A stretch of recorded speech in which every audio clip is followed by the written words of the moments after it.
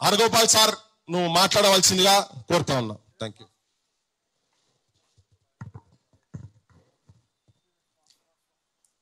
మిత్రులారా,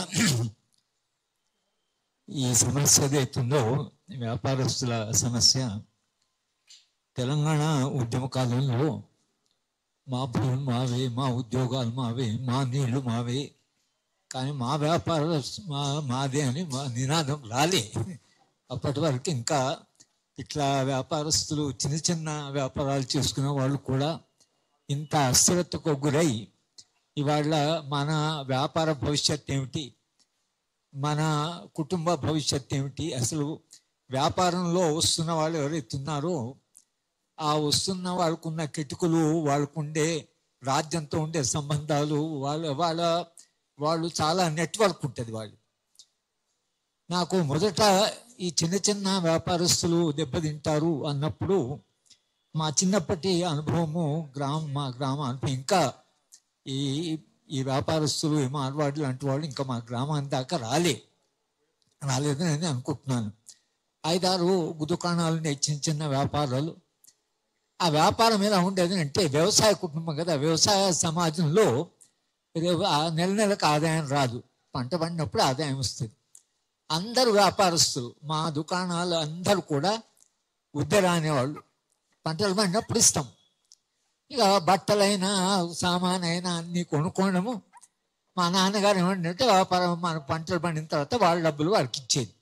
ఒక మానవీయ సంబంధం, ఆ ఒకరి మీద ఒక నమ్మకం, తప్పకుండా వెళ్ళిస్తారు వాళ్ళకి నమ్మకం. వాళ్ళు మనం వెళితే డబ్బులు లేకున్నా సమయానికి వస్తువులు ఇస్తారని వాళ్ళకు ఈ సంబంధాలు ఏవైతున్నాయో ఇవి కూడా క్రమక్రమంగా దెబ్బతింటున్నాయి. గ్రామీణ ప్రాంతాలు, నిజానికి హైదరాబాద్లో ఈ వేడి చాలా తొందరగా తగలబోతున్నది, కానీ ఇంకా అర్థం కావడం లేదు. ఈ అమెజాన్ ఇది వచ్చిన తర్వాత సెల్ ఫోన్తో ఈ వస్తువు కావాలంటే వచ్చేస్తున్నది ఇంటికి. మా ఇంట్లో సగము సామాను అంత మొత్తం ఈ ద్వారానే అమెజాన్ గిగ్ వర్కర్స్ పెట్టుకున్నారు, వాళ్ళు అమ్ముతున్నారు. పుస్తకాలు అమ్మేవాళ్ళు కానీ, వస్తువులు అమ్మేవాళ్ళు కానీ, ఏదైనా అది వస్తున్నది. హైదరాబాద్ ఉండే వ్యాపారస్తులు అంటే ఏమవుతారు, చిన్న చిన్న దుకాణాలన్నీ మూతపడతాయి, ఇంకా వాళ్ళకు వేరే మార్గం లేదు. ఇది బిగ్ క్యాపిటల్ అంటారు. చాలా సంపద, చాలా పెట్టుబడి ఉన్న వాళ్ళు ఎప్పుడైతే వ్యాపారంలోకి వస్తారో అప్పుడు మన చిన్న వ్యాపారాలు బాగా దెబ్బతింటాయి. ఇది ఒక పెద్ద మార్పు వచ్చింది సమాజంలో. ఇప్పుడు మొత్తంగా నేను ఆర్థిక వ్యవస్థ వచ్చిన మార్పులు చెప్పడానికి ఇది సమయం కాదు, ఎప్పుడైనా సందర్భం వచ్చినప్పుడు మనం మాట్లాడుకోవాలి. కానీ చాలా పెద్ద మార్పు వచ్చింది. అయితే ప్రధానంగా మిత్రులు మాట్లాడుతా అని చెప్పారు, తమిళనాడులో ఈ వ్యాపారస్తులు, ఉత్తర భారతదేశం నుంచి వచ్చిన వ్యాపారస్తులు అక్కడ ఎక్కువ లేరు. ఎందుకు లేరంటారు, అస్తిత్వం అనేది ఏదైతుందో తమిళనాడులో వాళ్ళ అస్తిత్వం ఏదైతుందో అది చాలా బలమైన అస్తిత్వం. మన తెలంగాణ రాష్ట్రం వచ్చిన తర్వాత టిఆర్ఎస్ పార్టీ అది భారతీయ రాష్ట్ర సమితి అయినప్పుడు లేదా అవుతున్న సందర్భంలో తెలంగాణ అస్తిత్వం ఏమైందని నేను ఒక వ్యాసం కూడా రాశాను. ఏమైంది మన తెలంగాణ వాళ్ళకి? ఇంత తెలంగాణ అని పోరాటం చేస్తే తెలంగాణ వచ్చిన తర్వాత మీరందరూ ఉద్యమంలో పాల్గొన్న, ఉద్యమానికి సానుభూతి తల్లి కూర్చున్న వాళ్ళందరూ కనుక ఎవరో వచ్చి మన వ్యాపారాన్ని లేదా మన భూములని, మన సంపదని, మన ఆస్తులని వాళ్ళు వస్తున్నప్పుడు ఒక వాదన ఏమిటంటే భారతదేశం ఒకటే దేశం కనుక ఎవరైనా ఎక్కడికైనా పోవచ్చు. ఆల్రెడీ భారతీయ జనతా పార్టీ నుంచి నేను ఒక మిత్రుడు అదేంటే అసలు ఎవరైనా ఎక్కడైనా వ్యాపారాలు చూసుకోవచ్చు, భారతదేశం ఒకటే దేశం కదా అని అంటున్నారు.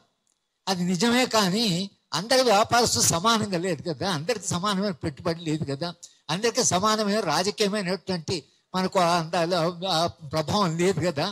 ఇది మనం లేకపోతే మీరు దేశం ఒక్కటే ఎక్కడైనా అంటే తెలంగాణ కొరకు ఎందుకు పోరాటం చేసినట్టు? దేశంలో తెలంగాణ భాగమే కదా, పక్కకు నాన్నపై తెలంగాణ మాట్లాడేవాళ్ళే కదా.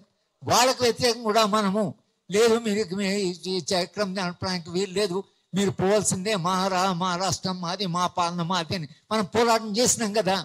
మరి ఎందుకు చేసినట్లు? దేశం ఒకటే అన్నప్పుడు తెలంగాణ ఒక దేశంలో భాగమైనప్పుడు ఒక ప్రాంతం, నేను వెనుకబడిన ప్రాంతాన్ని, మా వెనుకబడితానానికి రాజ్యాధికారం కావాలి, ఒకవేళ మా వాళ్ళే అధికారంలోకి వస్తే మా ప్రాంతం బాగుపడుతుందని దాని మీద కదా మనం పోరాటం చేసింది.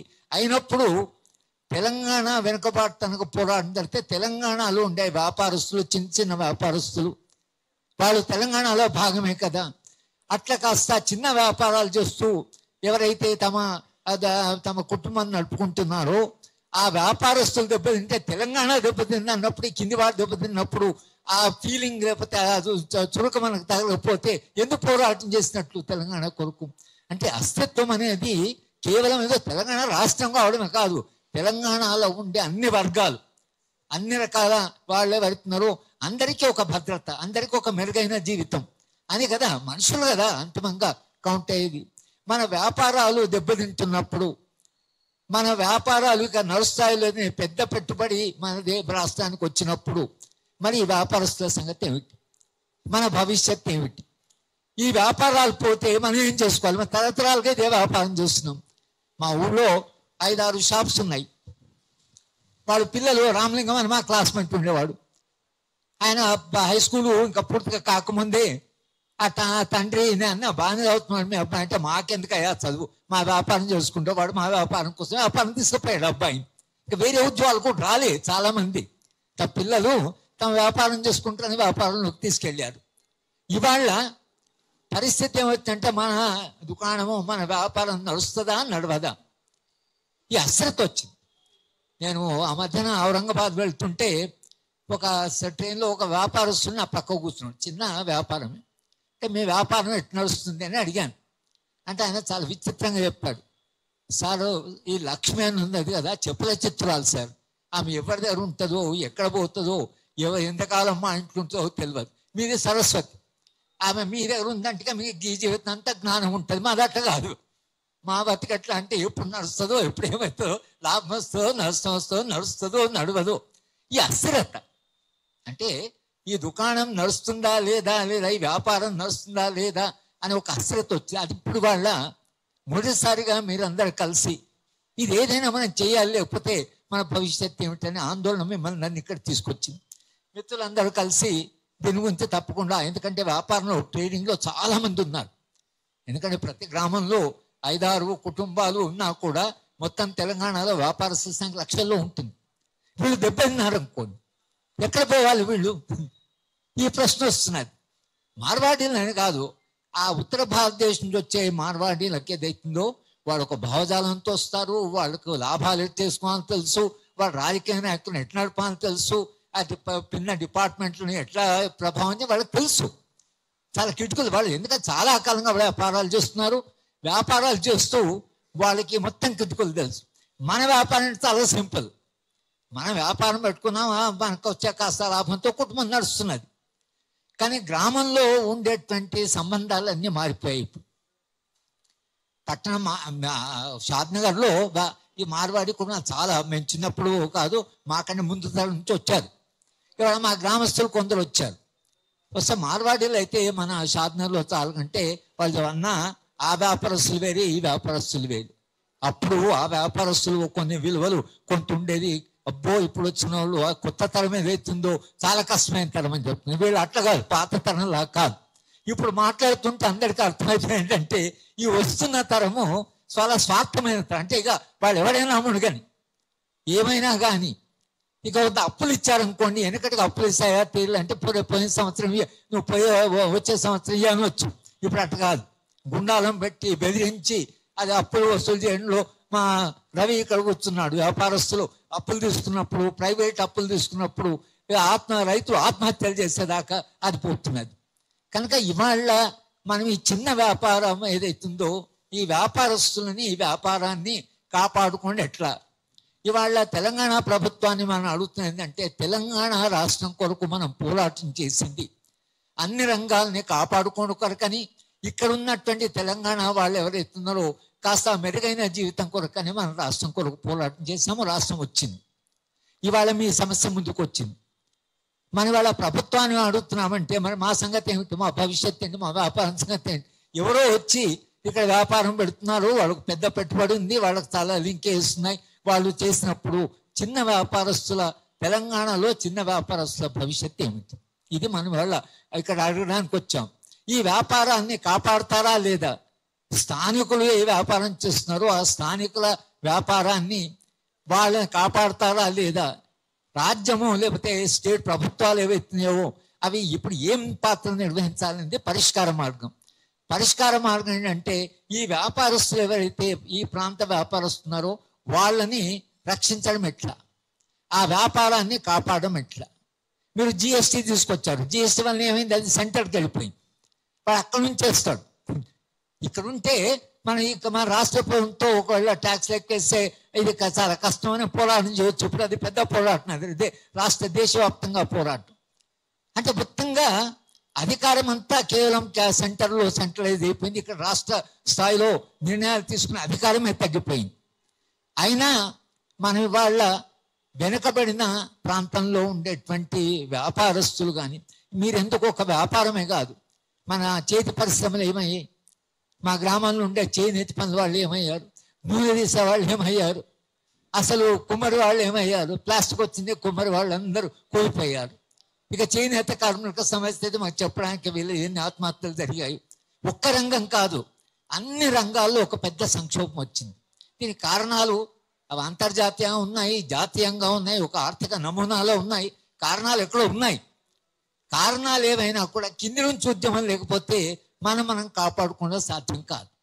మనము మన సమస్య ఉందని అడగకుండా తెలంగాణ ఉట్టుకెళ్ళాలి కదా, తెలంగాణ పోరాటం చేస్తే వచ్చింది కదా, కొందరైతే ప్రాణాలు ఇచ్చి కదా తెలంగాణ తీసుకొచ్చింది. ఇంత పోరాటం చేసి తెలంగాణ వచ్చిన తర్వాత 11-12 ఏళ్ల తర్వాత ఇక్కడ కూర్చొని మా వ్యాపారం భవిష్యత్తు ఏమిటి ఇప్పుడు అడగవలసి వచ్చింది. మనం తెలంగాణ వచ్చిన తర్వాత ఎందుకు ఈ రంగాల గురించి ఆలోచించలేదనే ప్రశ్న కూడా ఉంది. ఇవాళ మన ముందర సమస్య మనకు వచ్చింది కనుక ఇవాళ ఈ చర్చ ఏదైతుందో ఈ చర్చ చిన్న చిన్న వ్యాపారాలు చేసుకుంటున్న వాళ్ళు, వ్యాపారస్తులు, తెలంగాణ వ్యాపారస్తులు, వీళ్ళకి మీరు తెలంగాణ వచ్చిన తర్వాత మా భవిష్యత్తు ఏంటని అడిగేదాకా మిమ్మల్ని నెట్టారు, మనం బజార్లోకి లాగారు. ఆయన ఫ్రెండ్ ఒకటి అన్నాడు, హింస గురించి చెప్పాడు. హింస అంటే చంపుకుంటూ కొట్టుకునే కాదు.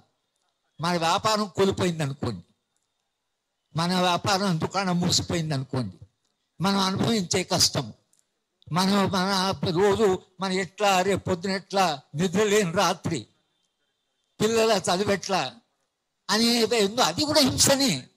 హింస అంటే చాలా మంది ఏమంటారో కొట్టుకుంటూ తనుకుంటూ, అది కాదు. మనిషి జీవితము రేపు గడవడం ఎట్లా అని ఆందోళనతో నిద్ర లేకపోవడం కూడా హింసని. హింసను అట్లా అర్థం చేసుకోకపోతే హింస మనకు అర్థం కాదు. ఇప్పుడు భార్య చేస్తాం ఆత్మహత్య చేసుకుంటుంది, ఆత్మహత్య ఎంత పెద్ద హింస అది. ఆమె తుపాకుతో ఎవడు పొడలే, కత్తోడు పొడగలే, ఎన్ని ఆత్మహత్యలు జరుగుతున్నాయి. అంటే మొత్తం సమాజంలో మార్పు వచ్చింది. సో మనము అడగవలసిన సమస్య ఏంటంటే, నేను అనుకోవడం, మీరు ఇక్కడ మీటింగ్ పెట్టారు, కానీ మీరు ఏ ప్రాంతంలో పనిచేస్తారో, ఏ గ్రామాల్లో లేకపోతే ఎక్కడ పట్టణాల్లో పనిచేస్తున్నారో అక్కడ మీ చుట్టూ మీతో ఇంతకాలంగా నిరంతరంగా ఒక స్నేహపూరితంగా ఉన్నటువంటి వాళ్ళకి చెప్పాలి మనం. అది ఎక్కడి నుంచో కింది నుంచి మన వ్యాపారస్తులు ఇంతకాలంగా మన నమ్మకంతో ఉన్నాము, వాళ్ళ మీద మనకు నమ్మకం ఉంది, వాళ్ళ మీద మనకు ఈ నమ్మకము మ్యూచువల్ ట్రస్ట్ అంటాం. ఒకరి మీద విశ్వాసం, ఒక మానవీయ సంబంధం. ఆ ఊళ్ళో 6 ఎవరైతే కుటుంబాలు ఉన్నాయి, వ్యాపార కుటుంబాలు, వాళ్ళందరితో నాకు చాలా స్నేహంగా ఉండేది. పోతే వచ్చిన పంతులు అనేవాళ్ళు, అదే మా అమ్మని వారే చక్కెర తీసుకురాపో అంటే పోయేది. చక్కెర తీసుకున్నాక మా అమ్మ డబ్బులు తర్వాత ఇస్తామని చెప్పంటే, డబ్బుల తర్వాత సరే రేపు ఇత్తులు కానీ వచ్చినప్పుడు ఇత్తులు కానీ. ఈ నమ్మకం ఏదైతుందో ఇవాళ ఉందా? అది ఎవరైనా మీరు మీ వ్యాపారంలో ఎవరైనా తర్వాత మీరు అంటట్లేదు, తర్వాత ఇస్తామని వాళ్ళు అంటే ఈ మానవ సంబంధం ఏదైతుందో అదే మీకు వాళ్ళ పెద్ద వనరు. మీకుండే పెద్ద వనరు ఏంటంటే మన వ్యాపారం, మన గ్రామంలో ఉండే ఇవన్నీ కూడా ఎవరో వాళ్ళు వస్తున్నారు, వాళ్ళు చాలా పెద్ద పెట్టుబడితో వస్తున్నారు. ఇక్కడ మీ దుకాణాన్ని ఈజీగా కొనేస్తారు. మేము 10 లక్షలు అంటే 20 లక్షలు ఇస్తాడు. దుకాణం పోయిన తర్వాత మనకు అర్థమవుతుంది. భూములు అంతే అయినాయి కదా, 10 లక్షల వరకు రైతు 10 లక్షలు వస్తున్నాయనే వరకు 10 లక్షల భూమి పోయింది. ఆ 10 లక్షలతో వ్యాపారం చేయండి, మీకు తెలియదు ఏం చేయాలో. 10 లక్షలతో మొత్తం నిండా మునిగిపోయారు. కనుక ఇది సమాజంలో చాలా పెద్ద సంక్షోభం ఉంది. అది మీ దాకా అది వచ్చింది. వాళ్ళ ఏమిటి సమాజం జరిగిందంటే మనిషి మీద విశ్వాసం లేకపోవడము, పెద్ద పెట్టుబడి ఉన్నవాడు చిన్నవాడిని కంప్లీట్గా మింగడం. ఇది వాళ్ళ దేశవ్యాప్తంగా సమాజ వ్యాప్తంగా జరుగుతున్నది. అది వాళ్ళ మన అనుభవంలో కూడా వచ్చింది. కాబట్టి ఈ విషాదం కొత్త సమస్య కొంత మనం అర్థం చేసుకుంటూ ప్రజలని మొబిలైజ్ చేయడం. ఇప్పుడు కండక్టర్లు సమ్మె చేశారు. కండక్టర్లు సమ్మె చేసినప్పుడు నన్ను కూడా రమ్మన్నారు. నేను మీకు కష్టం ఉన్నదని రోజు మీరు బస్సులో టికెట్లు ఇస్తున్న ప్రయాణికులు ఎప్పుడైనా చెప్పలేదు సార్. ఏం చెప్పలేదు. ప్రయాణికులకు రోజు మా కండక్టర్కి సమస్య ఉందంటే మీకు ఎంత సపోర్ట్ ఉండేది బయట సమాజంలో. అయ్యో కండక్టర్ ఇంత సమస్య ఉందట, డ్రైవర్లకి ఇంత సమస్య ఉందట అని మనం చెప్పకపోతే ప్రజాభిప్రాయం నిజంగానే మన చిన్న వ్యాపారాలు కోల్పోతే తెలంగాణ ఏమవుతుంది అని మనం ఒకవేళ అనిపించగలిగితే ఈ సమస్య తప్పకుండా పరిష్కారం అవుతుంది. ఏదో ఒక రకంగా ఒక చట్టం వస్తుంది.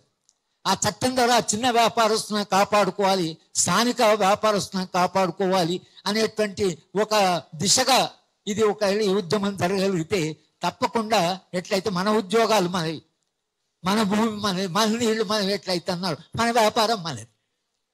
మన వ్యాపారం చేసే వ్యాపారం అవుతుందో అది తెలంగాణ. కనుక వెనుకబడిన తెలంగాణలో ఇటువంటి ఏదైతే సంక్షోభం వచ్చిందో దానికి తెలంగాణ తన అస్తిత్వంలో భాగంగా ఇది కాపాడుకోవాల్సిన అవసరం ఉంది. ఆ దిశగా వెళ్ళేందుకు మేము పౌర హక్కు సంఘం కానీ లేదా పాలమూల అధ్యయన వేదిక కానీ లేదా మా Telangana people joint action committee కానీ ఏ సంఘాలు దాంతో మాకు సంబంధం ఉందో అందరం కూడా ఈ సమస్యను మేము మా సమస్యగా చర్చిస్తాం. దీనికి ఎట్లా పరిష్కారాలు, ఎందుకంటే మాకు తెలంగాణ జాయింట్ యాక్షన్ కమిటీలో రాష్ట్ర వ్యాప్తంగా మా సంఘాలు ఉన్నాయి, ప్రజా సంఘాలు. అందరూ కలిసి చర్చిస్తే సమస్యను మరింత తీవ్రంగా మరింత లోతుగా సమాజంలోకి తీసుకెళ్ళగలిగితే మీ వ్యాపారాలు కొంతగా రక్షించబడతాయి. ఆ విధంగా తెలంగాణ కూడా ఒక మెరుగైన జీవితం వస్తుంది. మేమందరం ఆశించే తెలంగాణ కొరకు పోరాటం చేశాం. మీరు వాళ్ళ హైదరాబాద్లో మీటింగ్ పెట్టడం నిజంగా నాకు చాలా సంతోషంగా ఉంది.